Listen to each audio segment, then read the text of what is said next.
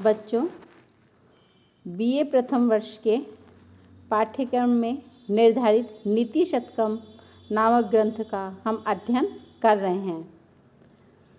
आज हम नीति शतकम के ही 102 से 105 तक के श्लोकों का अध्ययन करेंगे। यहाँ प्रस्तुत श्लोक में बताया जा रहा है कि एक बार राजा भर्तृहरि को किसी साधु ने दीर्घायु करने वाला एक आम्र फल दिया,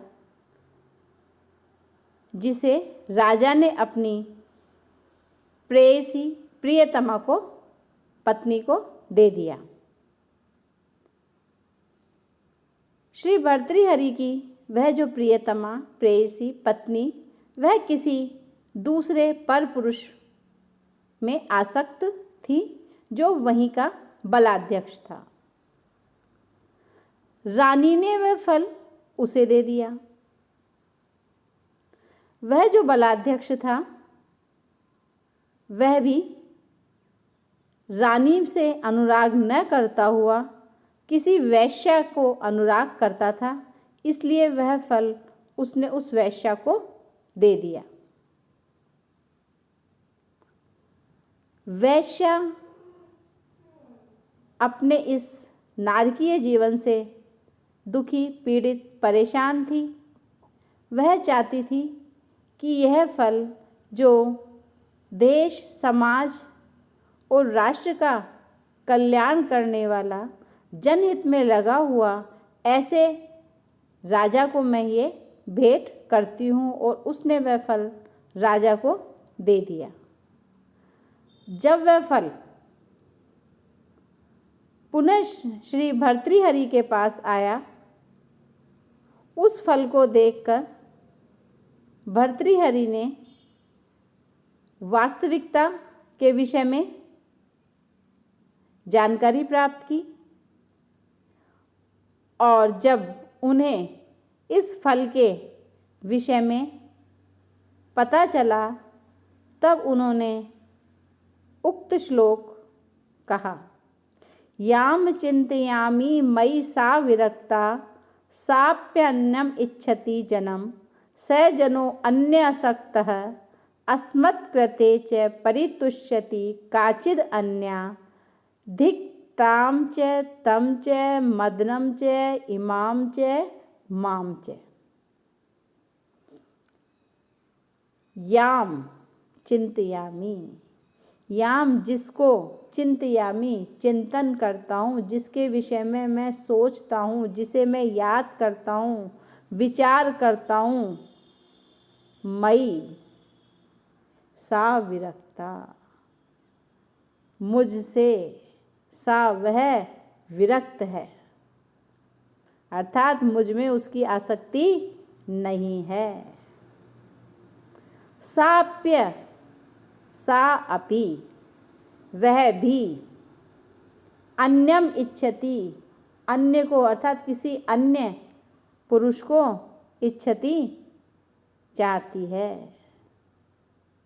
स जनो अन्यासक्त है, और वह जो जन है, पुरुष है, अन्यासक्त है, वह किसी अन्य पर आसक्त है। अस्मत्कृते, हमारे लिए, च परितुष्यति, वह परितुष्यति संतुष्ट होती है। काचिद् अन्या, कोई अन्य, वह कोई जो दूसरी स्त्री है, वह हम पर संतुष्ट होती है। धिक् ताम च, धिक्कार है ताम उसको, अर्थात मेरी पत्नी को, तम च उसको जिसको मेरी पत्नी चाहती है, मदनम च और कामदेव को जिसके कारण ये सब हो रहा है, इमाम च और इस स्त्री को जो मुझे पसंद करती है, मुझे चाहती है, माम च और मुझको, इन सबको धिक्कार है। यहाँ श्री भर्तृहरि अपनी प्रिय पत्नी से अत्यधिक प्रेम करते हैं और प्रेम करने के कारण ही वह अपनी पत्नी को उस साधु से मिला हुआ फल दे देते हैं।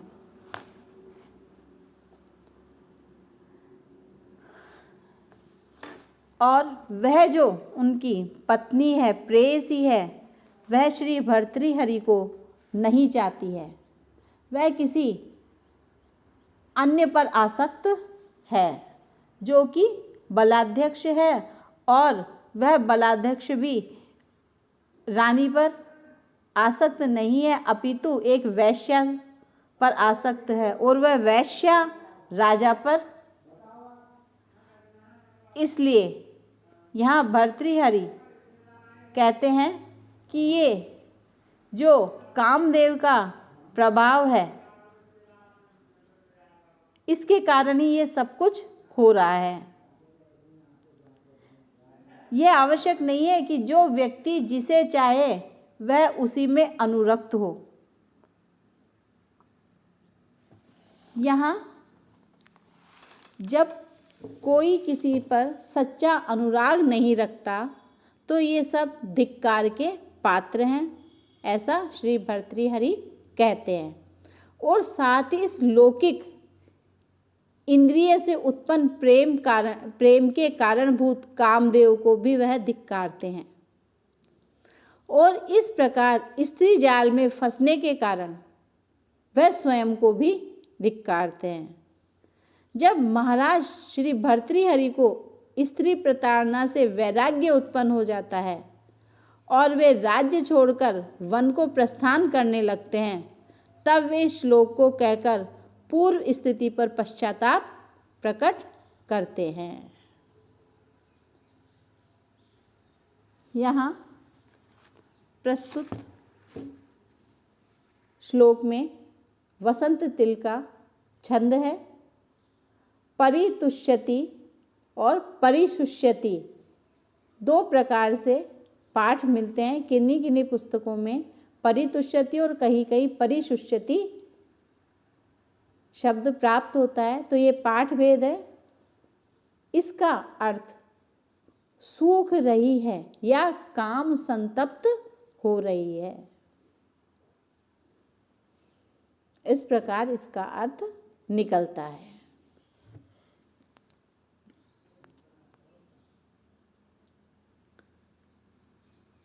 इसके बाद अग्रिम श्लोक में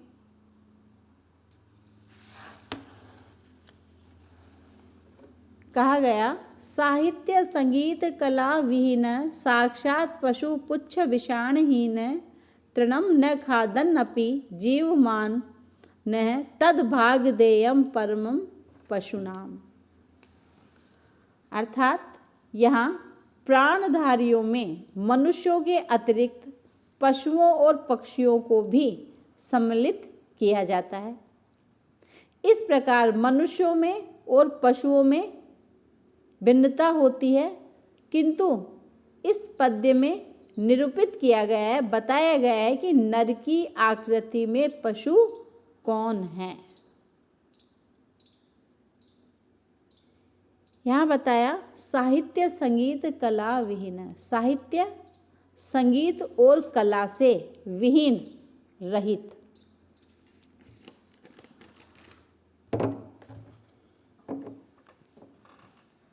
साक्षात पशु पुच्छ विषाणहीन, साक्षात सचमुच वास्तव में पशु के समान पुच्छ विषाणहीन, पुच्छ पूंछ और विषाण सींग से हीन रहित। तृणम न खादनपि, तिनका न खाता हुआ भी जीवमान है, जीवित रहता हुआ। तद भागधेयम, तद उनका भागधेयम भाग्यशाली हैं। तत् वह कौन?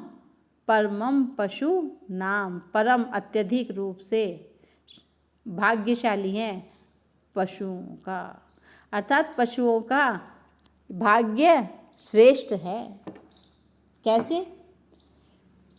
यहाँ बताया कि काव्यार्थ प्रतिपादक जो शास्त्र हैं, वाद्य नृत्य गीत के स्वरूप वाले जो संगीत तथा शिल्प आदि जो 64 कलाओं से रहित मनुष्य पूंछ और सींग के बिना पूर्ण रूप से पशु के समान है। बस इतना ही है कि वह घास नहीं खाता, वह भी जीवित रहता है। यदि वह वास्तविक गाय आदि पशुओं के समान घास खाता तो इन पशुओं का क्या होता। तो यहाँ बताया जा रहा है कि मनुष्य साहित्य, संगीत, कला आदि का ज्ञाता होना चाहिए। क्यों? क्योंकि यही उसका बुद्धि वैभव है। अर्थात जो बुद्धि वैभव से संपन्न व्यक्ति है उसको सभी कलाओं में निपुण होना चाहिए, और जो बुद्धि वैभव से हीन है, रहित है, वह पशु है, क्योंकि पशु ही बुद्धि वैभव से रहित है। अतः मनुष्य और पशु का जो परम भेदक तत्व है, इन दोनों में जो भेद करने वाला तत्व है वो साहित्य आदि का परिज्ञान ही है। पर जो मानव होकर भी संगीत और कला आदि का ज्ञान नहीं रखता है, इनका आस्वादन जिसने नहीं किया है, इसके स्वाद से जो वंचित है, उसे मनुष्य नहीं अपितु निरा पशु ही समझना चाहिए। साधारण पशु और इस नर पशु में अंतर इतना ही है कि नर पशु के पूंछ और सींग नहीं होते, साथ ही यह घास भी नहीं खाता और जीवित भी रहता है। तो इसे पशुओं का परम सौभाग्य समझना चाहिए। यदि यह नर पशु कहीं घास भी खाने लगता तो बेचारे जो पशु हैं वो भूखे मर जाते। तो यहाँ सारांश या तात्पर्य यही है कि साहित्य आदि के ज्ञान से रहित पुरुष पशु ही होता है। अतः मनुष्य पशु न बन जाए, इसलिए उसे साहित्य आदि का ज्ञान प्राप्त करना चाहिए। प्रस्तुत पद्य में उपजाति नामक छंद है। जो मनुष्य है वह अनेक प्रकार के ग्रंथों का पठन पाठन करता है, विद्या अर्जन करता है, ज्ञान प्राप्त करता है, विद्वानों की संगति में रहता है और इन सब से ज्ञान प्राप्त करता है। उसे हित और अहित, कर्तव्य और अकर्तव्य का ज्ञान होता है, बोध होता है, और वह मनुष्य होता है। और जिसको ये बोध नहीं है कर्तव्य अकर्तव्य का, हित और अहित का, वह पशु के समान ही है। मानो पशुवत वह आचरण करता है तो वह पशु ही हो जाता है। मनुष्य में ज्ञान और विवेक, जिसे धर्म या कर्तव्य भी कहा जाता है, होता है। पशुओं में ये नहीं होता है। यदि मनुष्य भी अज्ञानी या विद्या विहीन हो तो वह मनुष्य कहलाने के योग्य अथवा उसके अधिकारी नहीं होते हैं। इसके बाद बताया कि मूर्ख मनुष्य वास्तव में पशु होते हैं। इस भावना को कवि ने अपने इस श्लोक में निर्देशित किया है, प्रकट किया है, बताया है। येषां न विद्या न तपो न दानम ज्ञानम न शीलम न गुणो न धर्मः ते मर्त्य लोके भुवि भारभूता मनुष्य रूपेण मृगाश्चरन्ति। वो कह रहे हैं येषां न विद्या न तपो न दानम। येषां अर्थात जिन मनुष्यों के पास शास्त्र विद्या, न विद्या अर्थात शास्त्रों का ज्ञान नहीं है, न तप है और तपस्या के विषय में अर्थात चांद्रायण आदि जो व्रत आदि हैं उनके विषय में जिसको ज्ञान नहीं है। दानम न, जो दान आदि कार्य नहीं करता है। ज्ञानम न, और जो विवेक आदि का ज्ञान नहीं रखता है। शीलम न, और जो सद आचरण या सद स्वभाव जिसका नहीं है, सद आचरण का जो अनुसरण नहीं करता है। न गुण, और जिसमें दया दान दाक्षिण्य आदि जो गुण हैं वह नहीं है। न धर्म, और जो धर्म का आचरण नहीं करता है, धर्म का अनुसरण नहीं करता है। ते, ऐसे वे मनुष्य मर्त्य लोके, इस मृत्यु लोक में, मानव लोक में, भूवि पृथ्वी पर भारभूता, भार स्वरूप हैं। मनुष्य रूपेण, मनुष्य के रूप में, मृगास चरंती, पशु के समान चारों तरफ विचरण करते रहते हैं। वास्तव में जिन मनुष्यों में न तो व्याकरण साहित्य आदि का ज्ञान है, न ही जो चांद्रायण आदि व्रत के विषय में जानते हैं, न कोई सत्पात्र को दान आदि देता है या उसकी भावना रखता है, और न ही अच्छे बुरे का जिसे विवेक है, ज्ञान है, नहीं है। अच्छे बुरे का जिसको ज्ञान नहीं है, न सद आचरण रखता है, न दया उदारता आदि के अंतर्गत जो धर्म विशेष है उसके विषय में नहीं जानता है। भले बुरे का, कर्तव्य अकर्तव्य का जिसे बोध नहीं है, इस प्रकार के लोग इस मनुष्य लोक में, पृथ्वी लोक पर भार स्वरूप होते हुए निरर्थक ही जीवन जीने वाले होते हैं। ऐसे मनुष्य पशु के समान चारों ओर विचरण करते हैं। यहाँ कवि ने कहा है कि वास्तव में जिस प्राणी ने मानव जन्म पाकर के भी विद्या अध्ययन नहीं किया है, तपश्चरण रूप कर्म नहीं किया है, सत्पात्र को दान आदि नहीं दिया है, ज्ञान आदि का उपार्जन नहीं किया है, सदाचार का पालन नहीं किया, धैर्य साहस दया दान दाक्षिण्य आदि गुणों का अर्जन नहीं किया है, और न यहाँ वैयक्तिक व सांस्कृतिक एवं सामाजिक कर्तव्य रूप धर्म का ही अनुष्ठान किया है, नहीं किया है, वे इस संसार में मनुष्य कहलाने के अधिकारी नहीं हैं। अतः कवि कहता है कि प्रत्येक मनुष्य के लिए विद्या आदि का संग्रह अति आवश्यक है। यह होगा जब ही मनुष्य को मनुष्य कोटि में रहने का अधिकार होगा। यहाँ प्रथम 3 चरण में इंद्रवज्रा और चतुर्थ चरण में उपेंद्र वज्रा होने के कारण उपजाति छंद है। इसके बाद कवि मूर्ख व्यक्ति को अज्ञ, ज्ञानहीन, अविवेकी, विद्याविहीन आदि नामों से पुकारा है।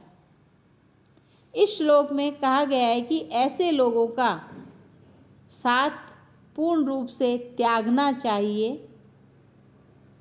क्योंकि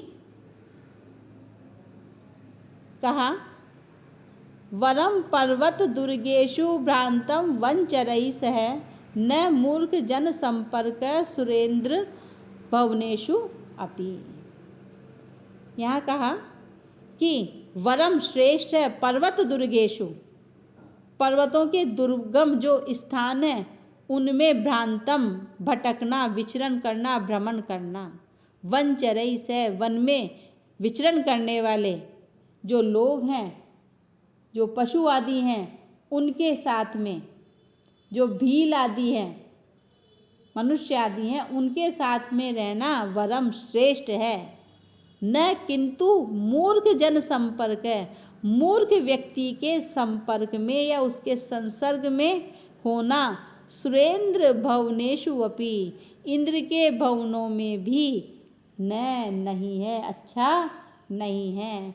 तो यहाँ कवि कह रहा है कि मूर्ख व्यक्ति की, अज्ञानी व्यक्ति की, ज्ञानहीन, अविवेकी, विद्याविहीन ऐसे जो व्यक्ति हैं उनकी संगति नहीं करनी चाहिए। उनकी संगति की कवि ने यहाँ इस श्लोक में निंदा की है।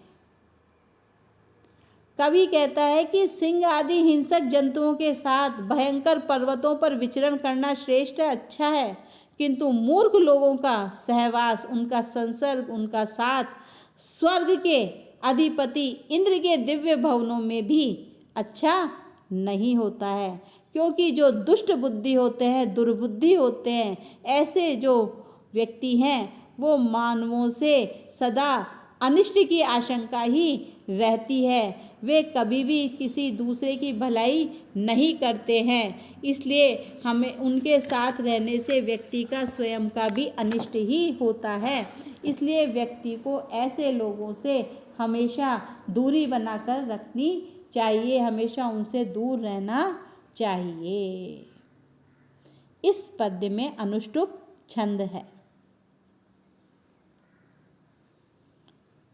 आज हमने 102 से 105 श्लोकों का अध्ययन किया, जिसमें यही कहा गया है कि व्यक्ति को विद्वान, ज्ञानवान, विवेकी होना चाहिए, और जो ज्ञानवान, विवेकी, विद्वान नहीं है, जो तप, विद्या, दान आदि के विषय में नहीं जानता है, ऐसा व्यक्ति पशु के समान होता है। इसलिए व्यक्ति को ज्ञानवान, विद्यावान होना चाहिए। आज इतना ही, धन्यवाद।